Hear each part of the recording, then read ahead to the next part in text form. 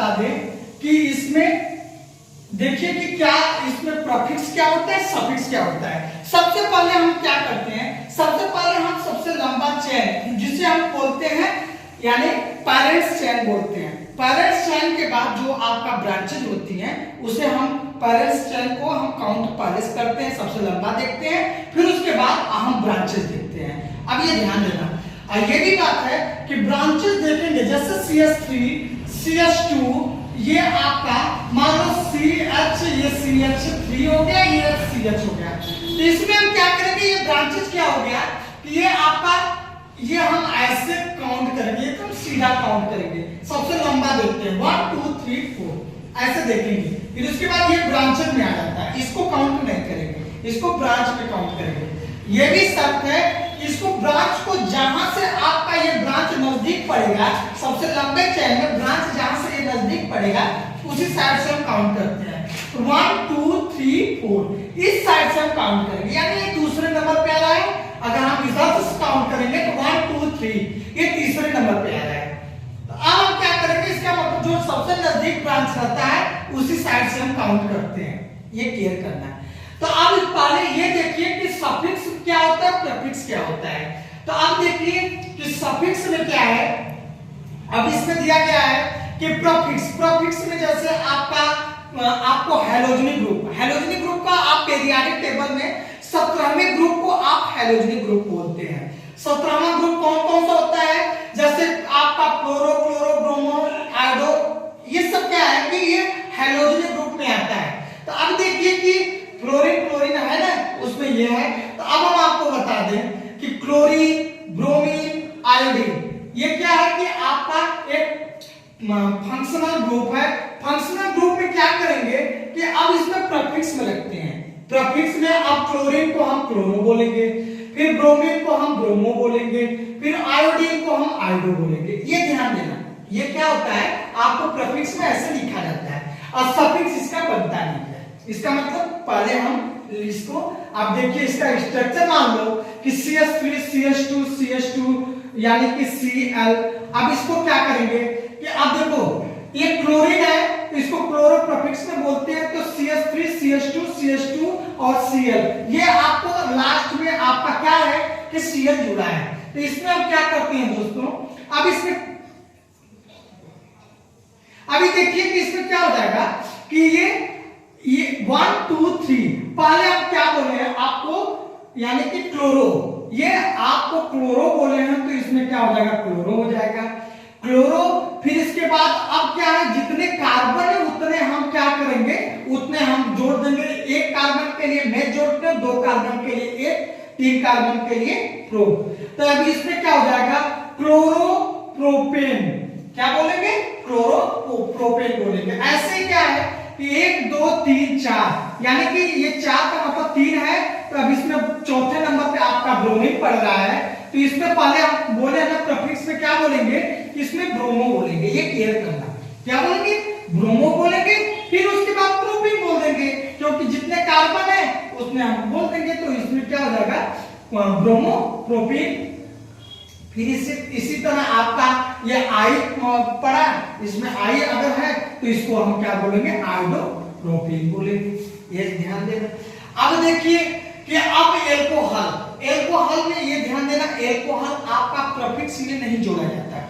Alcohol में क्या जोड़ा जाता है, आपको सफिक्स में जोड़ा जाता है। तो एल्कोहल में ऑल जोड़ा जाता है, और OL लास्ट में हम क्या जोड़ते हैं, OL जोड़ते हैं। जैसे आपका हो गया कि OL का मतलब जहां पे आपका कार्बन ग्रुप के साथ OL जुड़ा हो उसको क्या बोलेंगे, एल्कोहलिक ग्रुप बोलेंगे। जहां पे आपको क्या बोले हैं कि CH के साथ OH जुड़ा हो तो उससे हम क्या बोलेंगे, एल्कोहलिक ग्रुप बोलेंगे। जैसे क्या है कि CH3 CH2 CH2, ये क्लियर करना कि इसमें कितने कार्बन है, 3 कार्बन है, यानी कि कितना OH जुड़ा है, एक आपका OH जुड़ा है। तो इसका मतलब कि अगर OH जुड़ने के कारण हम इसको क्या बोलेंगे, एल्कोहलिक ग्रुप बोलेंगे। क्या बोलेंगे, एल्कोहलिक ग्रुप बोलेंगे। तो अब इसमें क्या बोलते हैं, आपको बताया ना कि इसमें हम लास्ट में, यानी सफिक्स मतलब क्या होता है, लास्ट में जो जोड़ते हैं उससे सफिक्स बोलते हैं। तो इसमें क्या बोलेंगे कि ऑल जोड़ना है हमको। तो 1 2 3 कार्बन के लिए में क्या बोलेंगे, प्रोपेन बोलेंगे। अब प्रोपेन में लास्ट में ऑल जोड़ देंगे, यानी प्रोपेनॉल, प्रोपेनॉल बोलेंगे। ये ध्यान देना, ये लास्ट में जोड़ते हैं, ये क्लियर करना। फिर इसी तरह अब देखो एल्डिहाइड, एल्डिहाइड में क्या करते हैं, एल्डिहाइड में अब ये सफिक्स इसका क्या बनता है, अल जोड़ते हैं। एल्डिहाइड में ए एल अल जोड़ते हैं। अब इसका पहचान क्या है कि जैसे आपका एल्डिहाइड में यानी सी आपका मान लो ओ डबल बॉन्ड रहे तो इसको ये एच अगर जुड़ा हो तो इसको हम एल्डिहाइड ग्रुप बोलेंगे। जैसे ये आपका हो गया प्रोपेनॉल, यानी प्रोपेनॉल कैसे आया, क्योंकि प्रोपेनॉल बोलेंगे इसको, प्रोपेनॉल नहीं प्रोपेनॉल बोलेंगे। ये देखो जैसे क्या है कि 1 2 3 कार्बन के लिए क्या हो गया, एक प्रोपेन हो गया, फिर उसके बाद अल जोड़ेंगे तो ये क्या हो जाएगा, प्रोपेनॉल हो जाएगा। फिर इसी तरह आपको बता दें अब कीटोनिक ग्रुप, अब देखो कीटोनिक में क्या जोड़ेंगे, O and E जोड़ेंगे, लास्ट में आपके सफिक्स में O and E जोड़ेंगे। तो अब देखो O and E सफिक्स है ना, तो ये आपका O and E जुड़ा, इसका मतलब इसका पहचान क्या होगा कि इसमें आपका जैसे क्या है कि CH3 है, फिर C है, फिर CH3 है। तो अब इसमें क्या है कि ये डबल बॉन्ड O है, ये कार्बन के साथ, इसमें क्या है कि कार्बन के साथ आपका O जुड़ा हो, यानी कि इसको हम CO भी बोल सकते हैं। यानी अब ये क्या हो जाएगा, कीटोनिक ग्रुप में हो जाएगा। तो अब इसमें O and E जोड़ेंगे तो ये क्या हो जाएगा, एक कार्बन, 2 कार्बन, 3 कार्बन। 3 कार्बन के लिए प्रोपेन, प्रोपेन में यानी प्रोपेनॉन हो जाएगा। प्रोपेन और जोड़ने के लिए बोले हैं तो प्रोपेनॉन हो जाएगा। अब इसी तरह आपको बता दें क्या हो जाएगा, कार्बोक्सिलिक ग्रुप। अब कार्बोक्सिलिक ग्रुप में क्या हो जाएगा, कार्बोक्सिलिक में OH जुड़ता है, सफिक्स में क्या जुड़ता है आपका, OH जुड़ता है। ये ध्यान देना, जैसे क्या है कि CH3 है, CH2 है, C ये डबल बॉन्ड O, फिर इसके बाद C मतलब ये O हो जाएगा, H हो जाएगा, यानी COOH भी आप बोल सकते हैं।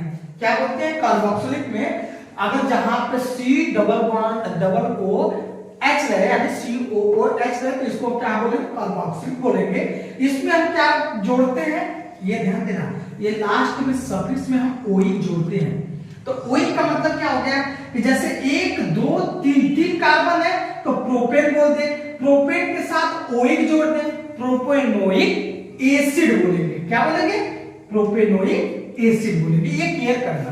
फिर इसके बाद क्या है, अब देखो बॉन्ड क्या होता है, बॉन्ड 3 टाइप का होता है। एक क्या होता है, देखो सिंगल बॉन्ड होता है, दूसरा डबल बॉन्ड होता है, तीसरा ट्रिपल बॉन्ड होता है। यानी कि देखो सिंगल बॉन्ड के लिए आपको ये सफिक्स में एन जोड़ते हैं, ANE जोड़ते हैं। फिर उसके बाद क्या हो जाएगा, जैसे CH3 CH2 CH3, ये क्या है कि ये देखो सिंगल, इसको हम सिंगल बॉन्ड बोलेंगे। ये देखो सिंगल बॉन्ड है, इसलिए क्या जोड़ेंगे, ANE लास्ट में जो आपका सफिक्स बनता है ANE जोड़ते हैं। जैसे 1 2 3 कार्बन यानी कि प्रोप ANE जोड़ देंगे तो प्रोपेन हो जाएगा, ANE लास्ट में जोड़ेंगे तो प्रोपेन हो जाएगा, प्रोपेन। फिर इसी तरह क्या है कि आप देखो डबल बॉन्ड का मतलब ये देखिए जहां कहीं पे ये आपका लाइन खींची हो यानी डबल बॉन्ड हो तो इसको हम क्या बोलेंगे, इसमें सफिक्स में ENE जोड़ते हैं। इसमें क्या जोड़ते हैं, ENE जोड़ते हैं। यानी कि जैसे क्या है कि ये दिया है 1 कार्बन 2 कार्बन 3 कार्बन, 3 कार्बन के पहले ये देखिए ये डबल बॉन्ड है। डबल बॉन्ड के लिए क्या करेंगे, देखो एक कार्बन यानी 2 कार्बन 3 कार्बन, 3 कार्बन के लिए प्रो बोलेंगे। प्रोपेन में अब ENE जोड़ेंगे तो क्या हो जाएगा, प्रोपीन हो जाएगा। PO यानी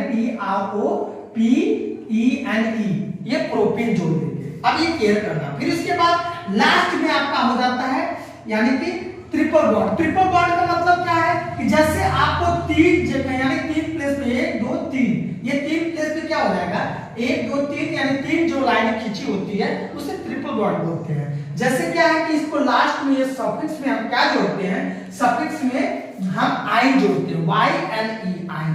तो अब इसी तरह क्या है CH3 single bond C triple bond CH, ये क्या हो जाएगा, अब इसमें ट्रिपल बॉन्ड के लिए